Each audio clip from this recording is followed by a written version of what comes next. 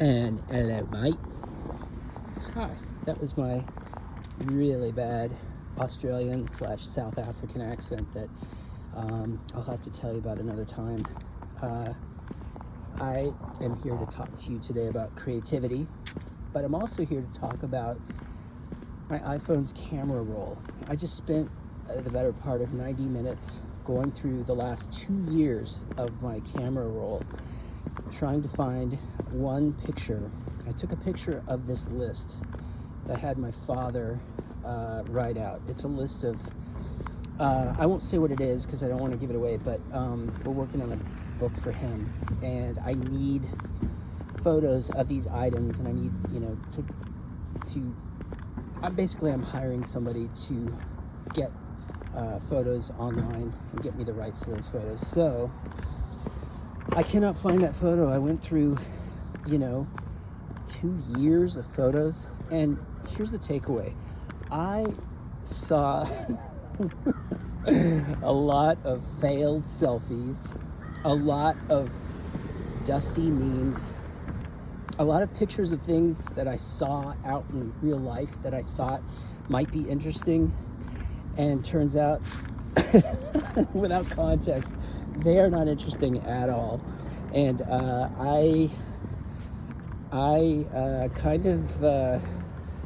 it was sobering to see my life in HD photos over the course of 2 years, and how far I've come. And I have come a long way, and at some point I want to tell you about my journey of personal healing and restoration. It's spiritual, it's physical, it's chemical, it's interpersonal. It relates to my relationship with God that pretty much was non-existent for a long time. I grew up in the church, and then I sort of grew away from God and all that stuff when I was in my 20s and in my 30s. I basically just sort of took that backpack off and ran. Didn't run, I just sort of drifted, as if you pull up anchor and you're a little rowboat on the sea, and that rowboat's not going to stay in the same place. Although if there's no landmarks out there, you can't tell that you've drifted, but you'll drift a long way in just an hour. So imagine a decade of drifting. And I drifted for a long time, and I didn't come back. I didn't find a safe harbor, or the right harbor, until the beginning of last year, 2024. It's an interesting story. It makes me want to cry sometimes when I think about how blessed I am to have witnessed, I think, a miracle in my own life. But we're here to talk about creativity right now. That relates to my camera roll. Maybe we don't need to talk about creativity. I will say this. My creative life going into 2024 was stuck, would be a very polite way of saying it was a disaster. I, at one time, was an award-winning screenwriter, put that in quotes, and successful advertising writer. I'd made films. I was a super creative kind of person. I call people super creatives. I don't know. It's like well, there's one person I knew from college that is one of the most creative people I ever knew, and I'm not at his level, but I always like to pretend that I'm in his level. But he's got the touch, and I don't have his touch, but I'm close on a good day. But 2 years ago, I was just not living a life that was good for me. I was way far away from God. I was making the people in my life pretty unhappy. I was really unhappy. And I wasn't producing on this novel series that I had taken on, that I'd sort of retired myself from screenwriting, and I had decided, well, maybe that ship has sailed. I'm going to write books. and sell them, and then that'll maybe transition me back to Hollywood eventually. And I'll tell you what, I wasn't making any headway. I was blocked. I was stuck. I was frustrated. I didn't like the way that I looked or felt or behaved. It was a triple threat of dumb. And we'll get to how it turned around another time. But I will say that over the course of the last 2 years, despite all those bad selfies that I told you about and the memes and the shots that no longer have context, I have seen my creative life turn around 100% or 90%. If it's 180 degrees, it means it's going same direction. I don't know. I always get this mixed up. I'm going in a much better direction. We'll put it that way. And my writing is a lot cleaner, and my instrument is a lot more attuned to the rhythms of my subconscious. I know that sounds woo-woo, so please forgive me. I don't mean it to sound like that, but whatever was blocked is completely unblocked. And I think a lot of it has to do with identity, has to do with the way you see yourself.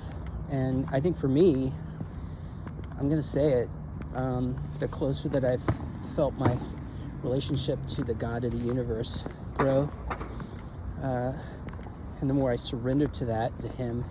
Yes, I said him. For those of you who have other ideas about that, I love you, and we can chat at another time about that. But the more I surrender to him and invite him to tell me what's going on with this book, with my creative path in general, the more I've heard things from him and seen, gosh, how to write stuff like never before. I know that sounds very basic. It's like, and I'm not sitting here trying to tell you how to, twist God's arm into making you a great writer. I don't think it works that way. But I'll just contrast from 2 years ago. I was not writing from joy or generosity or gratitude. I was writing from desperation, from having to prove myself, and from I'll say it, revenge. Revenge is a great reason to write, isn't it? I was trying to prove people wrong. I was trying to settle scores, trying to, I still have an old wrinkled list of Hollywood enemies in my brain that, producers that screwed me over, that I'm like, haha, they'll never get to work with me again. It's just so silly, isn't it? And I was able to let that go, but it wasn't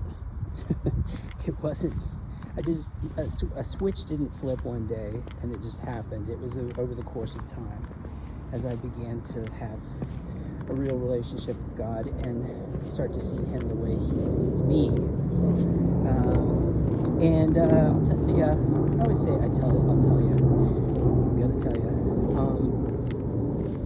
my writing flows from a much different place since, I had that sort of healing journey that started 2 years ago. And now let's talk about you, because I've been chatting at you for all these minutes. If you were to look at your camera roll on your phone for the last 2 years, what would it say about you? Do you look happy? Are you doing fun things? Are you surrounded by people that love you? Are you doing good for those people? Is the creative work that you're doing serving others? Is it even making you happy? Or are you doing stuff that's like half-assed, or is just cynical or angry just for angry's sake? Are you getting all your creative passions out into like some hate-filled journal, or I don't know, vlog, or whatever you do? Or are you doing things with generosity? And I can tell you, there are times where writing with hatred and with fury has really been, it felt like the only medicine that I had in my cupboard. But it's hard to sustain that, and it gets exhausting. And I think the tank, the creative reservoir, fills up a lot more regularly and fully when you're operating from something other than rage or brokenness as your badge. I think when you are able to surrender that, and people who've been through a recovery journey are the first to tell you. I mean, you know the comedian Jay Moore. I just love listening to him talk about, you know, how he got off his addiction, or whatever. I don't know how you say that. He was addicted to speed, I guess, at some point. Now he posts these reels of him. It's just his journal of what he's thankful for, and he's always been one of my favorite funny people. I love his impressions. I think he's just a good-hearted soul. But watching his generosity journey is just so inspiring, and I just love him, and I'm proud of him, and it inspires me to keep going in my own heart. Even when there's no one to hear me, you know, clapping for myself or saying, look, I'm thankful for this. So all that to say, in your creative journey, whatever you do, what's driving you? And is it anger? Is it boredom? Is it a sense that you have to prove the world wrong? And that's easier when you're in your teens or 20s. It gets harder when you have to pay the bills, and, and you've been up to bat a few times and you've struck out. You just gotta kind of go for broke and maybe get a double. Man, I don't even watch baseball, and here I am hitting baseball metaphors. What's up with that? So anyways, I just want to encourage you and tell you that I'm rooting for you. I love you. Even though I don't know who you are, I already know that I've been praying about this channel, because I don't think it's for a lot of people. I think it's for only a few people. And if you're here and you stick around, it's probably means it's for you. So I'm hoping that I get the chance to say something that encourages you. And with that, I just want to wrap this thing up by saying a little prayer blessing for you, wherever you're at, whatever's going on in your life, whether you are still operating off of anger, hatred, bitterness, addiction, or you're heartbroken. The God that I walk with, he wants to walk with you. He wants to talk to you. And I think, you know, maybe not today, but someday I invite you to maybe just talk to him some more. And he's always there to listen to you.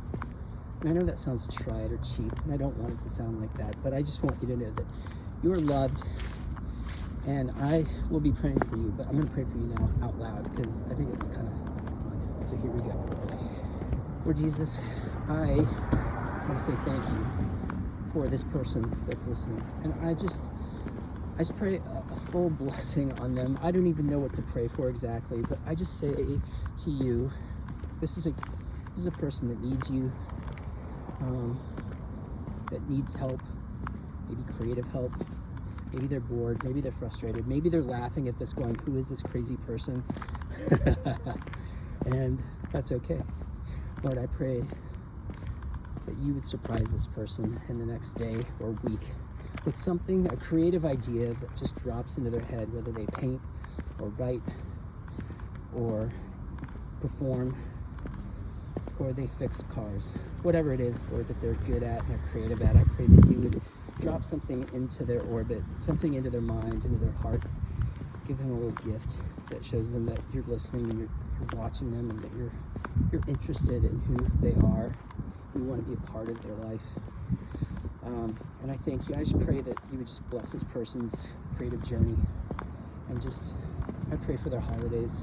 If they're going into something that's rough with family, or maybe lack of family, or friends that they've lost, or friends that they don't talk to anymore, Lord, I pray that you just encourage them and walk with them, and I want them to know that they're loved.